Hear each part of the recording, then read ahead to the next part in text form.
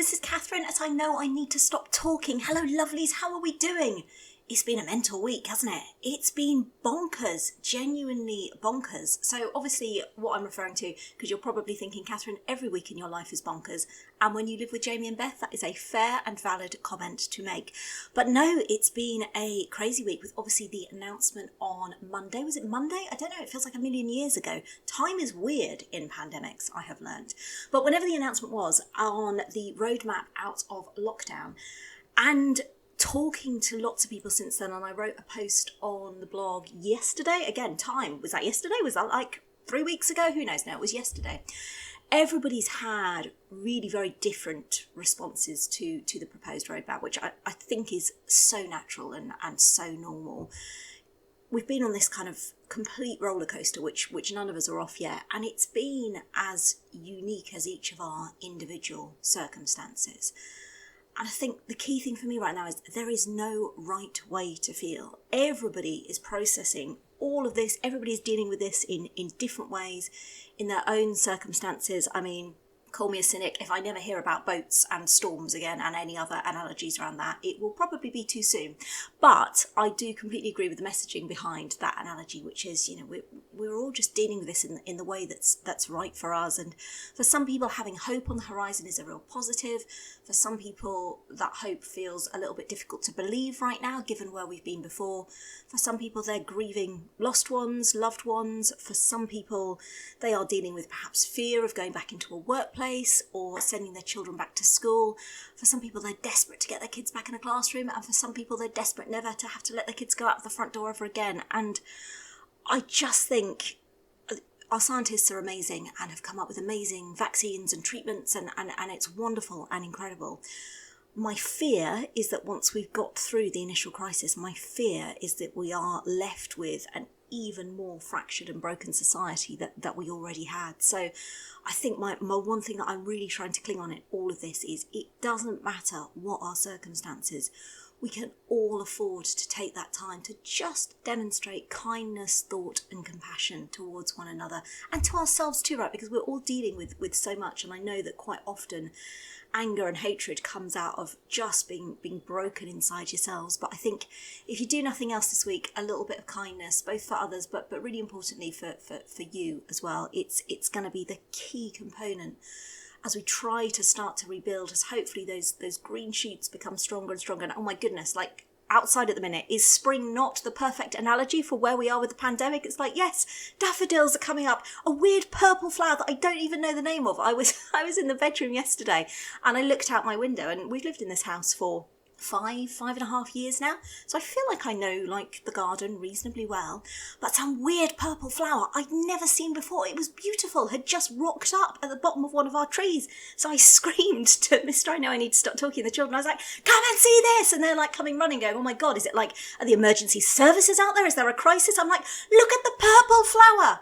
Listeners, it's safe to say they did not quite share my same level of excitement, but it was fucking brilliant. Purple flower. But the spring analogy, I think, is so true. And isn't it so much easier to feel optimistic when we've got beautiful, sunshiny weather all around us, as opposed to pissing, miserable January grey rain? Oh, my voice is really tired this morning. Apologies, I sound like I've aged 10 years overnight. That's what the pandemic has done to me. It's been 84 years. Fucking feels like it, doesn't it? Anyway, so yeah, kindness to everybody, kindness to you. It's incredibly, incredibly important right now. It's safe to say that reactions in this household were very mixed to the news. Very mixed. So Beth, unsurprisingly, absolutely appalled with the government's priorities. She was like, but why am I going back to school before I can go back to football? And I sort of said, well, education's really important. And she looked at me utterly derisively, as only Beth can do, and said to me, I'm going to be a footballer? Like, duh. You don't argue with Beth when she's on telly. You're just like, okay, well that's the order that it's in. So yeah, she's appalled mainly by the government's poor prioritisation. Jamie's response when I said, well, you know, schools are going to open back up again. But why? I said, well, it's important for you to go back into the classroom. But why? I'm learning fine here at home and I don't have to get dressed. or wear anything other than a duvet, which is literally what Jamie has worn for the last however long we've been in this particular lockdown. He is now a renowned sight in the background of work Zoom calls as he shuffles past wrapped in this massive duvet. So yeah, he's going to have to wear something slightly more substantial.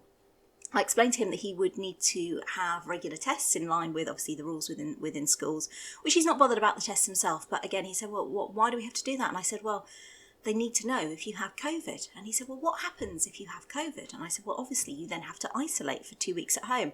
And he looked at me with this gleam in his eyes and he went, right, better go around and start licking some lampposts then. I think genuinely in a world population of however billion, there's probably one person who has loved life more than anything during this pandemic and genuinely hopes it will never end. And that one person is Jamie. He has loved life. And much as I'm keen to get my children back into the classroom, there's a balance there in terms of I remain really concerned for teachers and TAs and everybody working on the front line in education with very, very little PPE or mitigation factors in place to protect them. But I am keen. I think it is important for my children, no matter what Jamie tells me, no matter how much he thinks that doing registration every day wrapped in a duvet, just about having managed to open his eyes is good for him. I do think that the social side more than anything actually is really important for our children. However, it is also tinged with we are going to be doing the school run again. I kind of blanked from my mind the school run. And of course, when were they last in school? December. So it's been however long that is, 2 months, 2 and a bit months. The chances of any fucking item of school uniform fitting them is like zero. Can you remember the podcast last year and the hell of having to go to the shop to buy the special uniform because, God forbid, my children can't be in schools where you can just buy a fucking uniform from the supermarket. No, we have to queue up at the special shop, which understandably has mitigation factors in place, so only one person can go in at a time and it takes 4 fucking ever. And then you get back home and you've bought the wrong fucking size because they can't try the fucking uniform on because of COVID measures. So maybe actually I will petition to Jamie's school that actually I think the school uniform policy should be expanded in light of the time the children have spent in lockdown, and the core component of school uniform should become a duvet, because that would work for Jamie and that would work for me as well. So yeah, we have to, possibly this afternoon, I feel like I'm yet to gather the strength this morning, but possibly this afternoon we are going to have to get out the school uniform. I genuinely don't even know where the school uniform is. That's a worry in itself. I keep trying to reassure myself by telling myself the children didn't come home from school on the last day naked, so the school uniform must therefore be somewhere in the house. But we've also had a massive clear up recently and have thrown out multiple bags of what I hope and believe were rubbish, but now fear may have contained items of school uniform. It's going to be a bitch of a week, isn't it? So I'm going to have to work through all that.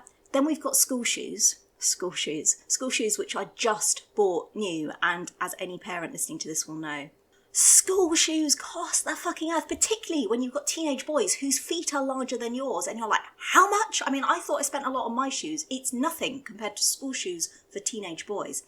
And I wouldn't mind if they lasted. And I at least had kind of reassured myself, well, it's okay because they don't last ages, but they'll last for a period of time and they'll get good use out of it. And then I spent time with Jamie, and until I had Jamie, I never realised, and I love shoes and I've got a lot of pairs of shoes and I've worn my shoes to the death. I didn't realise it was possible to wear shoes so vigorously that you wore through the sole of them. I genuinely didn't think that could happen. But Jamie's done this now, not once, not twice, but 3 times. 3 times he's come to me and said, I think I need some school shoes. And I've like, we only bought your new school shoes like last month. And he's like, yeah, well, I think I need some new ones. And I've done it's fine. What's the matter with them? I'm sure it'll be okay. And then he's literally come to me and thrust his arm through the sole of the shoe. Yeah, you probably do need some new school shoes. So I've got that joy as well. I have at least found Jamie's school shoes, so that's one up on the school uniform. I didn't quite find them in the manner that I'd hoped to. So, like lots of people, I'm sure working from home, I've barely used my car recently. It's been sat on the drive. I went to open it the other day because I had to go out, and it smelt quite funky. Now, when you've got 2 kids, you're used to the car smelling reasonably funky.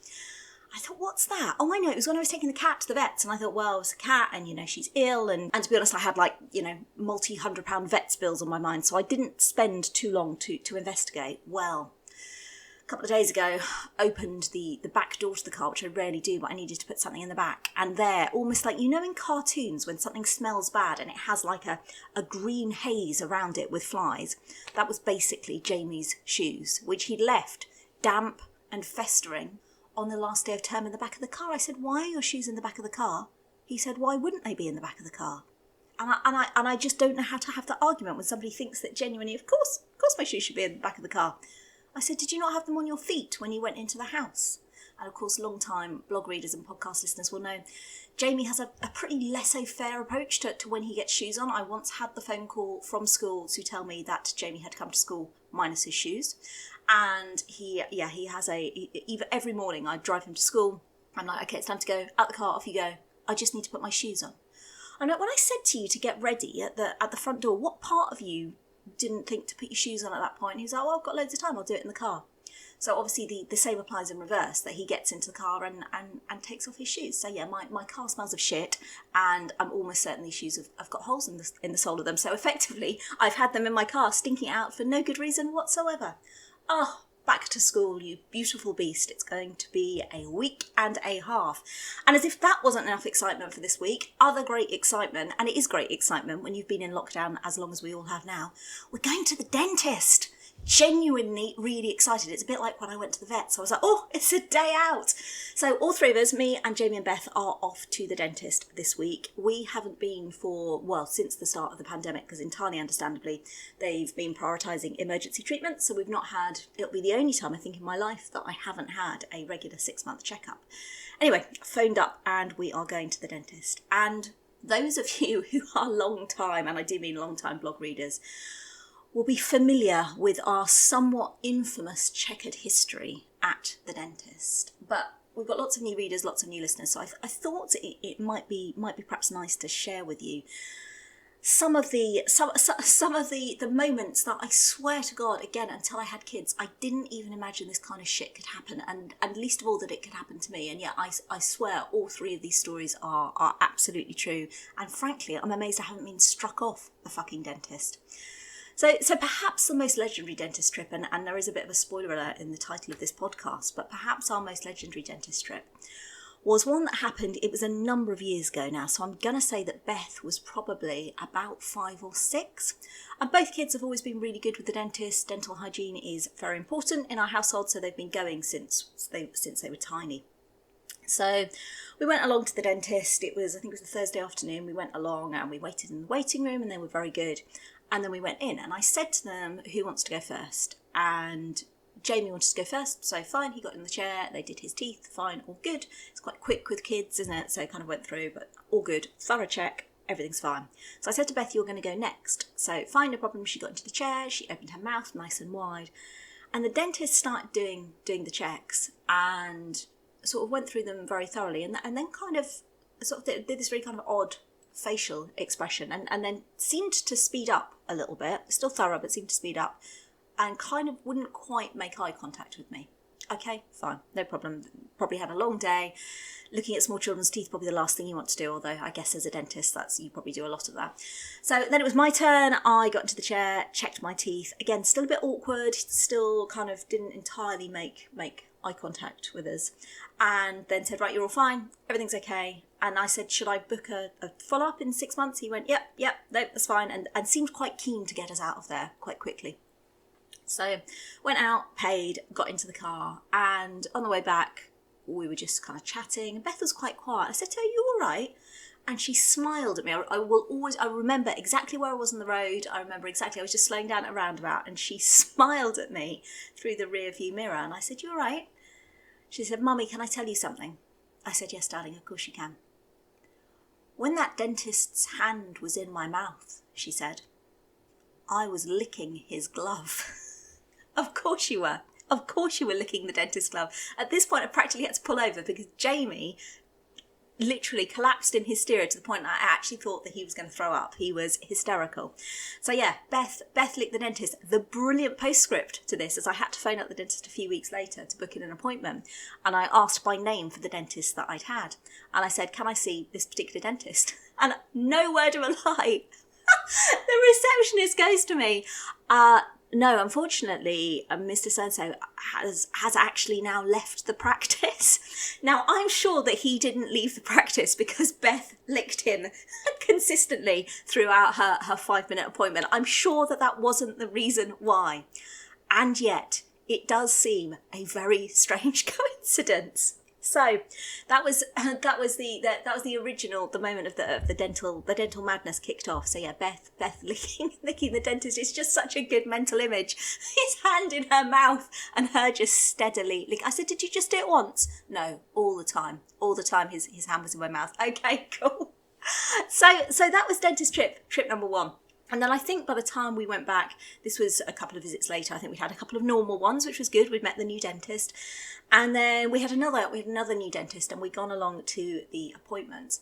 And as most parents will have found out, if you go to the dentist appointment with your kids, the really big disadvantage is while you're lying in the chair with your mouth open, you are unable to shout at them, tell them off, tell them to stop doing things, or even give them the look, because your eyes are pointing in the wrong direction. Your eyes are pointing at the ceiling, so you can't do the parenting look, which is a fucking nightmare. So I was lying in the chair, and I have various issues with my teeth, so it always takes a little while. And I said to the kids, right, just sit down quietly and behave yourselves, and I'm going to get my teeth checked.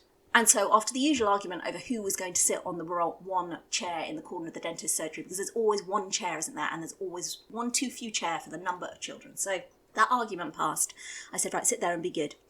And absolutely unprompted, apropos of nothing, they just decided to descend into some fantasy world.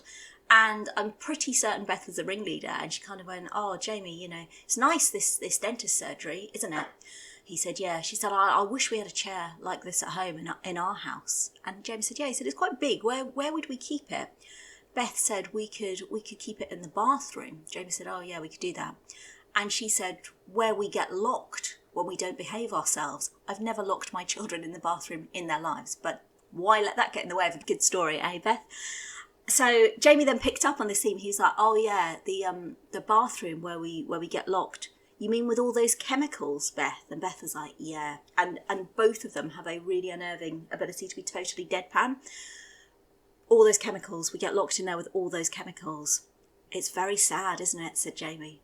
Yes, said Beth, when we're locked in the bathroom for days and days with only those chemicals to eat. So at this point, I'm practically gesturing with my hands to the dentist to go faster, go faster.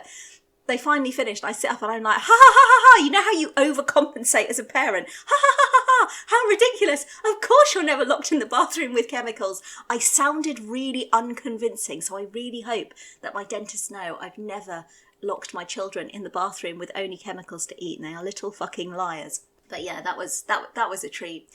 But possibly the one that's stuck in my memory more recently, because it was only a couple of years ago, was we were back in the dentist. They'd done the kids. I'd given them strict instructions to. Oh no, that was the other thing on the last one. Then they started chatting about, and Jamie was like, "Oh yeah, all those chemicals and those cigarettes," and I was like gobsmacked, because neither myself or Mr. I know I need to stop talking have ever smoked. And Jamie was like, yeah, I get those cigarettes. And Beth's egging him on. What do you do with those cigarettes, Jamie? I take them to school and I sell them for money. I'm like, this is lies. This is absolute lies. The dentist's like, yeah, sure it is. So yeah, after that little spectacular moment, we were back in the dentist's, and it was the same dentist of the previous debacle. And they were doing your teeth, and they have that stuff. I know nothing about dentistry, so apologies if you work in dentistry and you're like, idiot, this is not the correct terminology. But they put that stuff in. Is it pressurised air to like clear all the spit out? Again, there's probably a technical term for that. Well, whatever they're doing with it. They were doing my teeth, and they had the pressurised air. And Jamie, obviously realising that he wasn't allowed to talk about selling cigarettes at school, what the fuck, decided that he would helpfully tell Beth that they were gassing me. So Beth, who's very, very loyal to me, started going, what, Jamie, no, they're not gassing Mummy. They are, he said very, very seriously again, totally deadpan face. Beth's like, my mummy. And I'm like gesturing with my hands in what I hope is like a reassuring way. But obviously to Beth, thinking I'm being gassed probably looks like I'm in some kind of struggle. So the dentist broke off and I sat up to explain to Beth I wasn't being gassed. She was like, okay. But then Jamie was whispering something to her that I couldn't hear. And you could see her looking at that dentist like, you better not be gassing my mum. Well, I kind of thought that was the end of it until, again, long-time readers will remember at that time, Beth was obsessed with applying for her gold Blue Peter badge. Gold Blue Peter badges, for the uninitiated, you only get one effectively by either doing something incredible, like, I don't know, climbing Mount Everest, or by saving someone's life. And there were a few too many conversations for my comfort around that time with Beth, along the lines of, how would I be able to save your life? And I was like, well, I'd have to be dying first, wouldn't I? How could that happen? Okay, let's not go down this route of inquiry. So we kind of got back into the car, I explained to Beth, everything was fine, that's completely normal at the dentist, it's just the air or whatever it is, I'm all fine, I haven't been gassed. The next day, she came downstairs and she presented me with this picture with some writing on it. And I said to her, what's that? She said, it's my letter to Blue Peter for my gold badge. And I said, okay, talk me through your rationale as to why you believe you should receive a gold badge. She said, I saved your life. I said, really? And she then read me out the letter and showed me the picture, which was a picture of me that suggests it was an accurate portrayal. It was a interpretation of me at the dentist, lying down in the chair. There was quite a lot of detail, including my stripy jumper that I was wearing, and an evil dentist in the background going, haha, it's the gas. And then Beth kind of in superhero mode at the bottom. And she wrote this letter to Blue Peter, which said, Dear Blue Peter, I think that I should have my gold Blue Peter badge because I saved my mum's life because she was at the dentist and my brother Jamie said that they were gassing her and I did not want them to gas my mum. So I said, no. And Mummy said, it's okay, they're not gassing me. And I thought that she was dying, but it was just the gas. God love Blue Peter, and if you work in Blue Peter, because again, if anybody's never applied for a Blue Peter badge, they do a brilliant job. They respond personally to each kid, so they sent her back a lovely letter. She didn't, unsurprisingly, get her gold Blue Peter badge, but she did get her silver badge, so they did actually give her a badge. But some poor bugger sat in the Blue Peter editing office must have been like, what the fuck is this? What is this family? And I suspect that's probably what is marked on our dental record at the dentist. What the fuck is this family? So I'm really hoping for a very normal, straightforward visit to the dentist this week. I'm not holding my breath. I'll report back. It's Wednesday morning. I suspect it's probably ripe for a story for next week's podcast. So yeah, school shoe buying, school uniform finding, and a trip to the dentist. I'm living the fucking dream. Look after yourselves, lovelies. As I say, please be kind to everybody, but most of all to you. It is strange, difficult times, but the sun is shining, the weird purple flowers have rocked up in my garden, and I am confident that brighter, better days are ahead. Take care, stay safe, and I'll see you next week. Take care, bye-bye.